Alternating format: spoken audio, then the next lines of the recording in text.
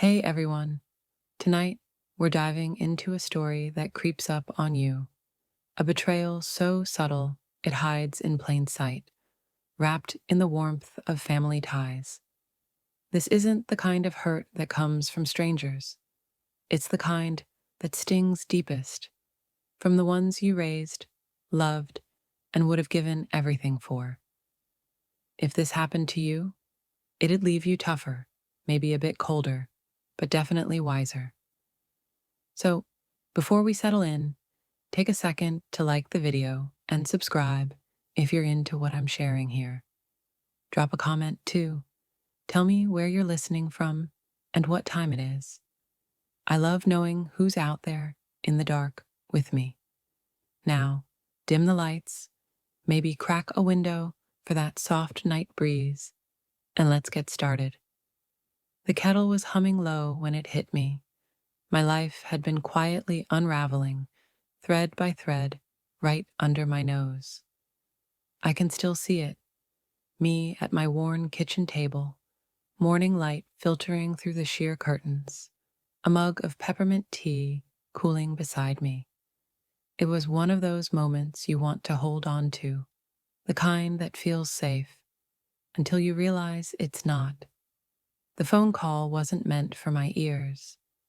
It was my son, Ethan, and his wife, Claire, on the line, talking to their bank about the house I'd helped them buy. They'd asked me to hold while they sorted something out, and I did. Why wouldn't I? I'd just sent them the final payment for their mortgage. Every penny I had left poured into their future, into my granddaughter's home. It was supposed to be my gift, my legacy. Instead, it was their trap. The laughter came first, sharp and careless, crackling through the speaker. Then Ethan's voice, so familiar it cut like a blade. "She's too blind to see what's going on," he said, chuckling like it was a joke. My heart stopped. Claire's voice followed, light as a breeze, but venomous. She handed it all over. "It's almost too easy." I sat there, frozen, the teaspoon slipping from my fingers, clattering against the table. I barely noticed. "She thinks she's saving us," Ethan added, his tone smug. "As long as she keeps signing, who cares what she thinks?" My hand hovered over the phone, trembling. I could have hung up, pretended I hadn't heard, clung to the lie like a lifeline. But I didn't. I let their words sink in, cold and heavy, until they settled deep in my bones. My son, the boy I raised alone after his father Daniel died too soon. The man I trusted with my heart and my savings saw me as nothing but a pawn. The betrayal wasn't loud. It didn't crash in like a storm. It seeped in slow, like damp rot in old wood. I ended the call, the kettle still screeching. I turned it off, my hands unsteady, and stared at the little ceramic jar Claire had given me last Mother's Day. Mint tea, her favorite. Even that felt like a lie now, like every thank you, every tight hug, every "we owe you everything." I'd believed them. I thought I was their anchor, the proud mother, the doting grandmother, woven into their lives. Instead, I was their mark. The curtains swayed in the breeze, and my house, the one Daniel and I built with love and late nights and scraped together savings, felt foreign. I set my mug down, the light catching its chipped edge. "No more," I whispered. It wasn't anger, not yet. It was something sharper, colder, like a blade honed by truth. That morning, I'd stood in the bank, chest light with pride, watching the final mortgage payment clear. The teller, a young woman with a kind smile, handed me the receipt. She probably thought I was just a grandmother helping her kids. If only she knew. I'd driven to their house after, picturing Ethan's grateful nod, Claire's warm embrace, my granddaughter's laughter echoing through their perfect home. To me, it wasn't just a house.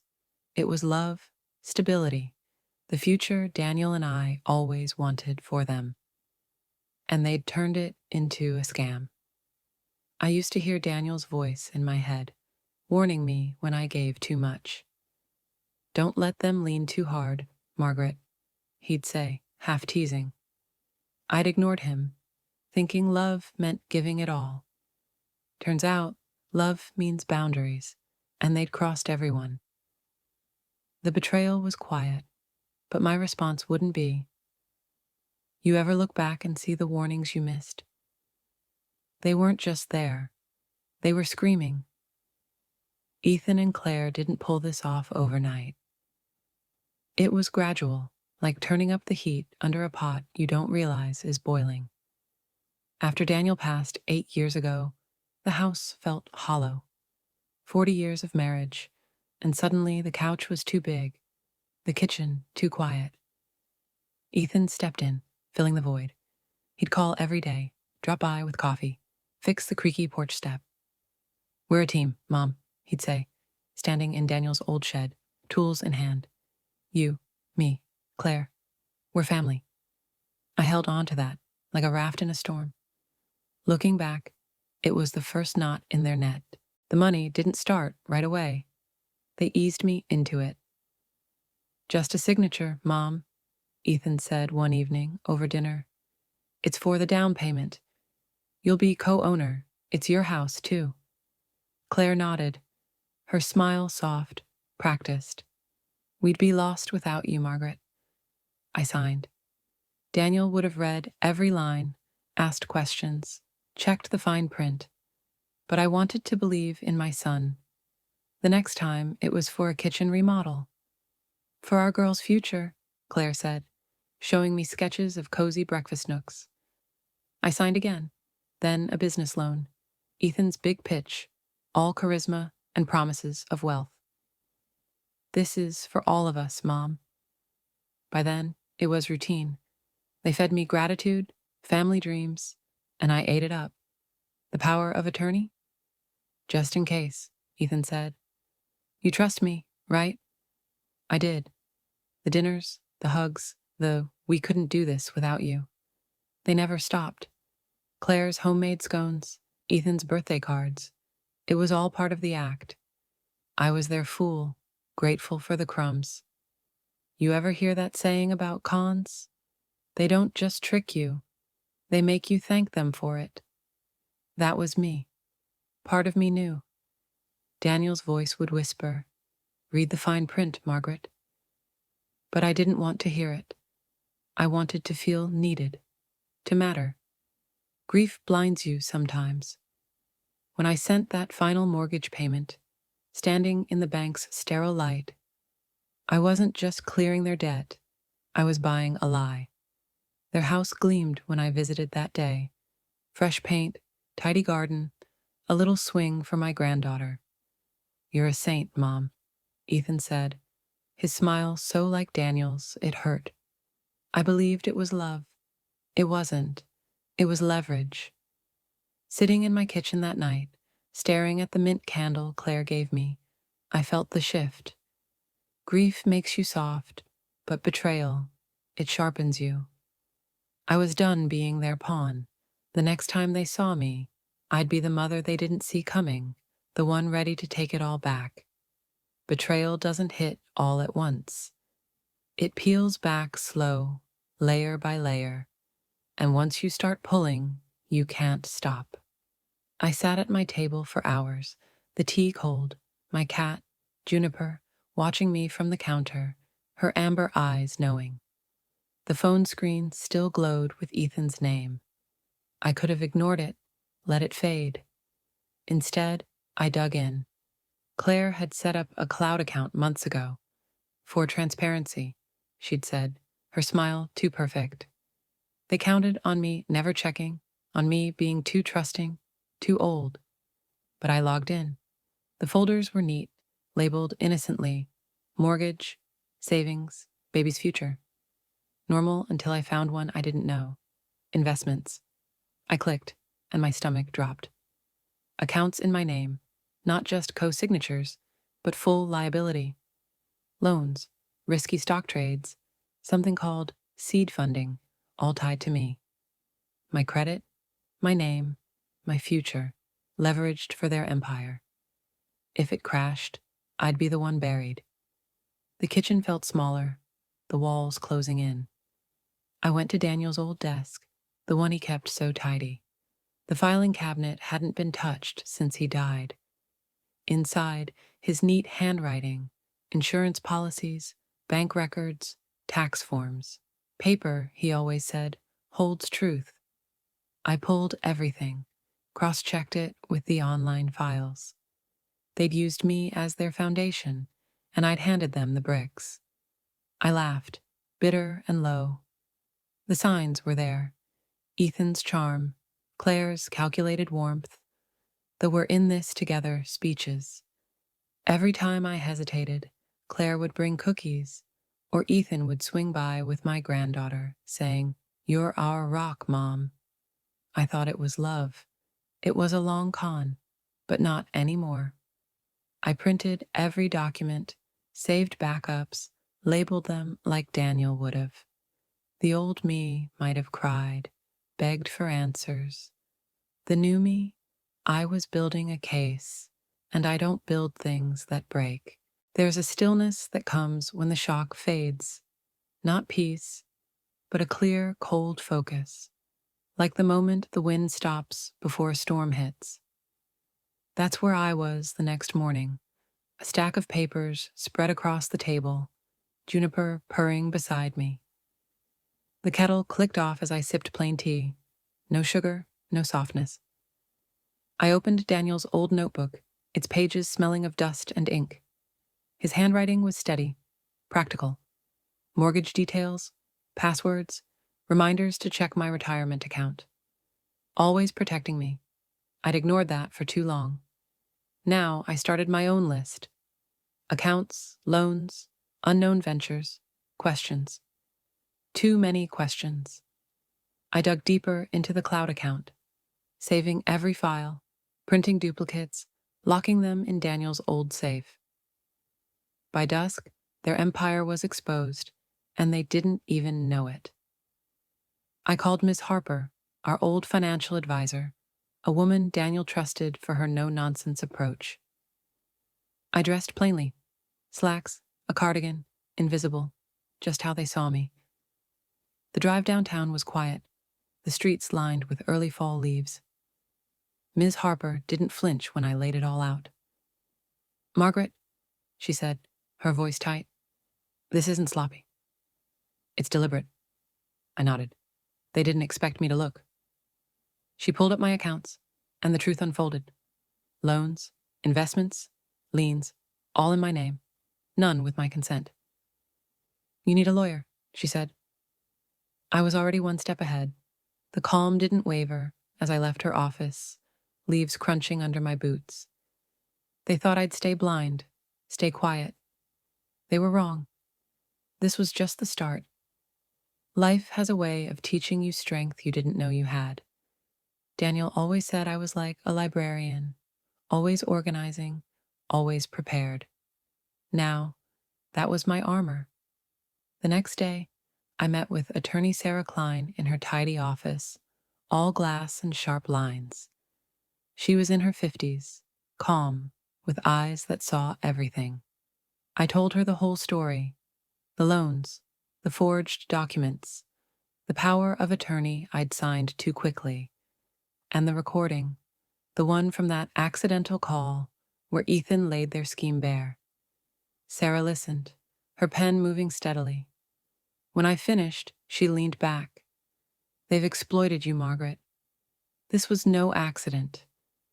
Hearing it out loud was like a cold splash of water. "What can I do?" I asked. She didn't hesitate. "We revoke the power of attorney today, freeze the accounts, audit everything, and protect the house. That's your leverage." We mapped it out for hours, building a wall around what was mine. I left with a folder of signed papers and a fire in my chest. At home, Juniper greeted me, weaving through my legs. "We're taking it back," I told her, stroking her fur. I made calls, banks, mortgage companies, brokers, locking everything down. Each step felt like reclaiming a piece of myself. That evening, my phone buzzed. Ethan.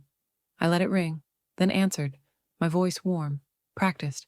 Hey, sweetheart. His tone was smooth, too smooth. Small talk at first. Claire, the baby, the weather. Then the pitch. There's this new deal, Mom. Low risk, big return. We just need a little cash to seal it. Maybe 150,000? I smiled, pressing record. That's a big number, I said lightly. He laughed, nervous. It's nothing, Mom. With how your accounts are set up, it's simple. I sipped my tea. Let's meet in person to talk it over. He hesitated, then agreed. Somewhere public, I added. The baby's so fussy at home. He said yes, and I hung up, the recorder blinking red. He thought he was still pulling the strings. Tomorrow he'd learn I'd cut them. I arrived at the Rustic Bean early, choosing a corner table with a clear view of the door. Control, Daniel used to say. Know your angles. The cafe was cozy, all wood and warm light, the kind of place Claire loved. I ordered tea, tucked my recorder in my purse, and waited. Ethan arrived, all smiles, but his eyes were tired. You look great, Mom, he said, kissing my cheek. His cologne was sharp, probably paid for with my money. So do you, I replied, my tone soft. We chatted, baby updates, his latest project, until he pivoted. So, about that deal, he started, leaning in. It's a sure thing. We just need your signature to move the funds. I nodded, sipping my tea. You've got the paperwork? His grin widened. Always prepared.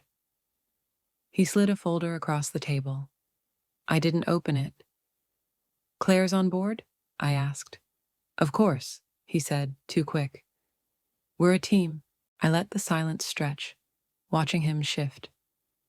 You've always been so good to me, I said, my voice warm. But I like to be careful. His smile flickered. Careful. Yes, I said, leaning forward. I heard you, Ethan. On the call. You and Claire, laughing, calling me clueless. You didn't hang up. His face went white. You... what? I heard it all, I said, calm as stone. You've been using me. My name, my money, my trust. He stammered, searching for an out. You're not a partner, I continued. I'm your collateral. The cafe hummed around us, oblivious. I've frozen the accounts, I said, standing. The house, the loans, it's over. His mouth opened, but no words came. I left him there, the folder untouched, the recorder still rolling. The next morning, I was steady. No trembling hands, no second guessing. The papers Ethan gave me sat on the table, unopened. I didn't need to read them. The recording said enough. I called Sarah, and we reviewed the plan. Power of attorney gone, accounts locked, property protected. Keep that recording safe, she said. It's your ace. I spent the day organizing. Backups, printouts, Daniel's safe now holding every piece of their betrayal. By evening, the doorbell rang, sharp and angry. Claire stood there, eyes blazing, Ethan behind her, pacing. You froze everything, Claire snapped. The accounts, the mortgage. What are you doing? I leaned against the doorframe. Taking back what's mine. Ethan's face twisted. You're ruining us. I smiled faintly. You ruined yourselves. Claire tried again, softer. Think of the baby. I didn't flinch. Go home, I said, closing the door. The lock clicked, and the house felt mine again. The fallout wasn't pretty. Betrayal leaves a mess. Whispers in town, awkward glances at the store. Ethan and Claire unraveled fast. Voicemails from Ethan, pleading at first, then sharp with panic. You're killing our business, Mom. Claire's texts, all guilt and manipulation. This hurts the baby too. I ignored them. Sarah's filings were airtight, accounts frozen, house secured, their empire crumbling. By the next week, a foreclosure notice appeared in their mailbox. Claire's book club friends whispered about money troubles. Ethan's car vanished for days, chasing lost deals. I didn't gloat. I didn't need to. The truth was doing the work. Then the investigators came. I watched from my window as they knocked on Ethan's door, papers in hand. Fraud, financial abuse, identity theft. Their faces fell as the officers spoke. It was all there, every lie, every forged signature, every dollar they'd siphoned. Ethan sent a letter soon after, handwritten, desperate. I messed up, Mom. Let's fix this. We're family. No apology, just guilt. I tucked it in the safe with the rest. Forgiveness? That's mine to give, not his to demand. By December, the storm had passed. No more calls, no more knocks, just quiet. I redrafted my will, reorganized my life, made it mine again. The house felt lighter, like it could breathe. Juniper followed me, purring, as I dusted shelves and sorted Daniel's old files. One evening, I saw Ethan across the street, staring at the house. He didn't approach, just stood there, lost. I didn't go out. Some bridges burn for a reason. The first snow fell early that year, blanketing the world in silence. I walked outside, the crunch of snow under my boots, Juniper watching from the window. The neighborhood was still, lights twinkling, kids laughing, Ethan's house now empty, a for sale sign out front. Another letter came, Ethan's writing shaky. I'm sorry. I'm done fighting. I filed it away. Sarah called. The case was solid. Ethan's assets frozen, his empire gone. Claire had turned on him to save herself. I wasn't surprised. That night, I sipped tea with honey, wrapped in Daniel's old quilt, Juniper beside me on the porch. The stars were bright, the air sharp. I wasn't the woman they'd used anymore. I was the woman who fought back, who rebuilt, who stood firm. Love isn't sacrifice, it's respect. And strength? That's what you find when you stop giving away your life. This was my peace, hard-earned, and I wasn't letting go.